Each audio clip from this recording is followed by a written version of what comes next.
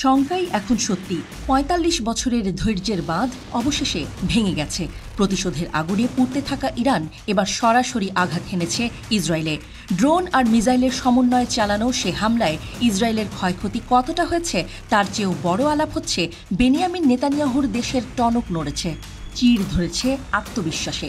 কারণ এতদিন ইসরায়েল ভেবেছিল আমেরিকা আর তাদের অদৃশ্য জুজুর ভয়ে ইরান হয়তো ইসরায়েলে সরাসরি আঘাত হানবে না। তবে সেই বিশ্বাস ভুল প্রমাণ করেছে আয়াতুল্লাহ আলী খামেনির দেশ। সেই সাথে ইসরায়েলের প্রতিরক্ষা ব্যুহ আয়রন ডোমের ব্যর্থতাও ফের এসেছে জনসম্মুখে।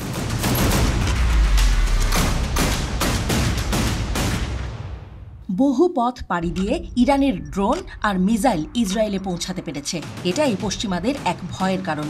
সেই সাথে সমর বিশেষজ্ঞরাও ইরানের সাহসের সীমা নিয়ে আগে যে ধরনের প্রশ্ন তুলেছিলেন সেই আলাপেও এখন অনেকটা বাঁক বদল ঘটছে। কারণ ইরান প্রমাণ করেছে তারা অন্তত নিজেদের অস্তিত্ব রক্ষার জন্য আর কাউকে তোয়াক্কা করবে না।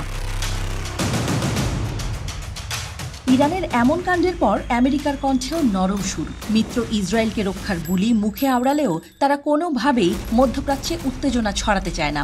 কারণ যুক্তরাষ্ট্রও জানে ইরানের সাথে সরাসরি যুদ্ধে জড়িয়ে গেলে ইসরায়েলের জন্য তা মারাত্মক হুমকি তৈরি করবে।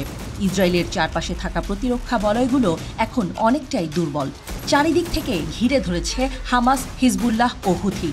শুধু মিশর ও জর্ডান প্রান্তে ইসরায়েলের প্রতিরক্ষা বলয় মোটামুটি টিকে আছে। তবে ইরান সমর্থিত ইরাকের প্রতিরোধ গোষ্ঠীগুলো জর্ডানে থাকা তাদের একটি অংশকে অস্ত্র দেওয়ার পরিকল্পনা করছে। সিরিয়ায় ইরানি কনসুলেটে হামলা চালিয়ে 2 শীর্ষ কমান্ডারকে হত্যা করার পর থেকেই ইসরায়েলের বিপক্ষে ফুঁসছিল ইরান। তখনই দিয়েছিল কড়া প্রতিশোধ নেয়ার হুঁশিয়ারি। ইসরায়েলে হামলা চালালে যেন তাতে যুক্তরাষ্ট্র নাক না গলায় সেই হুঁশিয়ারিও দেয়া হয়েছিল। মধ্যপ্রাচ্য বিষয়ক লেখক ও বিশ্লেষক আলী সদরজাদেহ বলেন, সামরিক সক্ষমতা এবং অর্থনৈতিক ও রাজনৈতিক পরিস্থিতি বিবেচনায় ইসরায়েলের সাথে বড় ধরনের সংঘাতে যাওয়ার সামর্থ্য ইরানের নেই। তবে সুনাম ধরে রাখতে দেশটিকে কিছু একটা জবাব দিতে হবে। সেই কাজটি ইতোমধ্যে করে ফেলেছে ইরান। তবে ইসরায়েলের চেয়ে ইরানের সামরিক সক্ষমতা অনেকটা বেশি। গ্লোবাল ফায়ার পাওয়ার ওয়েবসাইটের ফায়ার পাওয়ার সূচকে ইরান বেশ এগিয়ে। এই তালিকায় ইরান রয়েছে 14তম অবস্থানে, আর ইসরায়েলের অবস্থান 17তম। ইরানের নিয়মিত সেনার সংখ্যা 6,10,000, বিপরীতে ইসরায়েলের 1,70,000। রিজার্ভ সেনাতে পিছিয়ে ইরান, দেশটির আছে 3,50,000 সেনা, বিপরীতে ইসরায়েলের বহরে আছে 4,65,000। আবার আধা সামরিক বাহিনীতে এগিয়ে ইরান, তাদের 2,20,000 সদস্যের বিপরীতে ইসরায়েলের আছে 35,000।